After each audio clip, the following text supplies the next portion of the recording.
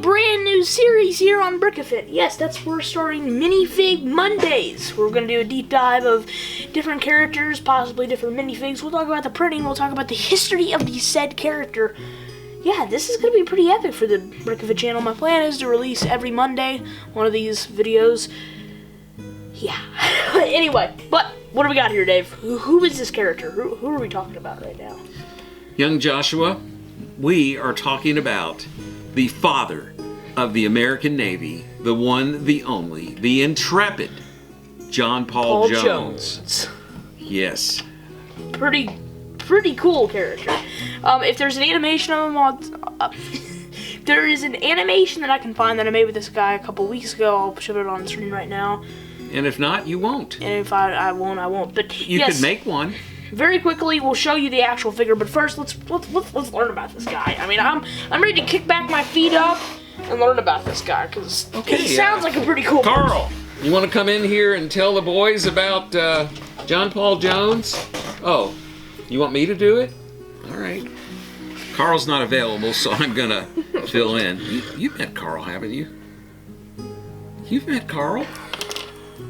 He was just out there. It's an imaginary friend. All right, well, when he comes walking in here and presents me with a $100 bill, and you know... All right, let's get it. John Paul Jones. John Paul Jones. Born 1747 in Scotland, the son of an estate gardener. He's apprenticed to the merchant marine, or a captain of a ship, when he's 13 years old. So he starts sailing when he's 13. And this guy has one of the most colorful, wild, and quite frankly, somewhat checkered careers of anybody around. At 21, he's in command of his first ship. He starts with Scotland, then he moves to America, then he ends his career with Russia. I mean, this guy is a true legend. At 23, he is got in a little trouble. And this is where things start to get a little interesting. He got in a little trouble. Apparently his men attempted to mutiny against him.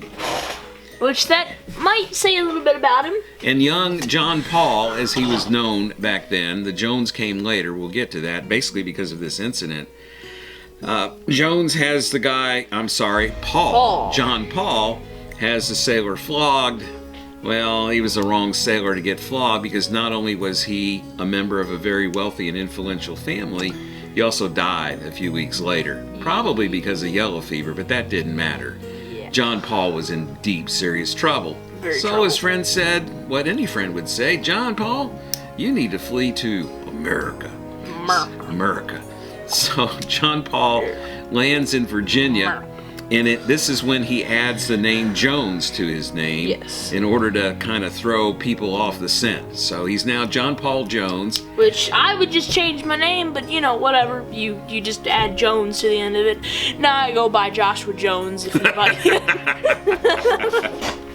So it's 1775, and we got this kind of thing going on here called the American Revolution. I don't know if you've heard of that or not. I haven't really read much into it. And so I just heard it was a war. We had innumerable problems. By we, I meaning, you know, freedom-loving American colonists that wanted to throw off the yoke of British tyranny. We had many problems, but one of the biggest problems, we didn't have any Navy. No, Navy. There was nothing. There was nothing to speak of. It was terrible. Nothing. It was honestly terrible. So we started building one. And of course we needed experienced people to command those ships. Up steps our young hero, John Paul Jones, and says, I'll volunteer. At this point, my theory is they're just looking for anybody. I mean. So John Paul Jones takes command of a ship. He has a number of ships, and he has a number of adventures. On one of his adventures, he took 16 British ships on one voyage. And then finally, we get to the part where he's best known. He starts raiding off the coast of England because America thought, you know, if we really want to stick a knife into English morale, we need to take the fight to them and show them that we can come over there and fight as well. So John Paul Jones starts raiding off the coast of England and Ireland. And one of his most famous plans, and I'm rambling too long here, but I'm about to finish because I really dig this guy. He plans a raid on Whitehaven, England, on the west coast of England. And it's a great plan. He's going to burn like all 100 ships or whatever there were in the harbor. He's going to take one of the influential members of the town as hostage and use him to trade to get some American sailors out of British jails. And well, the raid doesn't go too well, but it scares the heck out of the British and makes an impression on him. Anyway, finally, his biggest battle occurs in 1779. He's the commander of a ship named the Bonhomme, or something like that, Richard. And he's taken on a couple other British ships, most famously the Serapis. And this is a long, drawn-out fight. It's bloody. At one point, John Paul Jones lashes his ship to the Serapis, and they're just trading cannon fire.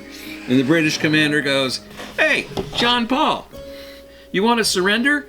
And John Paul Jones at this point goes, he utters his most famous line, which were words to the effect of, "I have not yet begun to fight." And he hadn't. And he ends up winning the battle. He takes control of the Serapis. The Bonhomme Richard didn't make it. And he becomes a hero, the father of the American Navy, and he's celebrated. And I think it's really cool that Brickmania does historical figures like this. So there you have it, John Paul Jones. Alright, so this is taking a look at the figure. Dave, what's going on here? We got the epaulets, I know that. We got the sailor cap. We got a flintlock musket there. We got some detailing, a metal I see. Just awesome printing from Brickmania right here. Dave, what's going on? We have John Paul, later known as John Paul Jones, printed up right in the Brickmania style, honoring one of America's great heroes, especially naval heroes. Friend of Benjamin Franklin, friend of the early founding fathers. Got in a lot of trouble though. Very colorful personality and fun to read about him. And another exquisite print job. Alright, so that's going to do it for our review of our minifigures. Stay tuned for more future ones, and let me know in the comments section what I can do next. I can do the Battle of the Bulge. I can do the Swiss Guard. We had that from United Bricks. I can do the Mandalorian. How about the Joker? We have a Joker. Researching Batman movies. Yeah. Yeah. We can do it all. Yeah, we can do it all. We need to talk about our buddy Cosby's Bricks. Brickling store. He runs a Brickling store. Cosby's Bricks, he runs a Brickling store, and it's pretty cool. You should check it out, and if you use code word Brickafit, that's going to get you 10% off. No, but Cosby's Bricks, he's a really cool website. I've talked to... He's not a website. It's a pretty cool Brickling store. He has a lot of pieces, he has minifigs, he has sets. He's a really nice guy. I mean, 100% you should go buy from him right now. Carl likes him. He buys all of his stuff from Cosby's Bricks. And, oh, Carl says our chicken is just about done. We got to go take it out and tin it and let it rest for 30 minutes before devouring it. Yeah, so, Carl. Yeah. I'll show you a picture of our chicken if I remember to do it. So, yeah, anyway, that's going to do it for the video. Make sure to like, comment, subscribe, share, turn on all notifications because we're trying to hit 750 subscribers by the end of the year. And if you don't subscribe right now, I'm going to be really sad. You're not subscribing. Oh, thank you, you subscribed. Thank you so much. Alright, anyway. Like the video, subscribe. See you on the next one.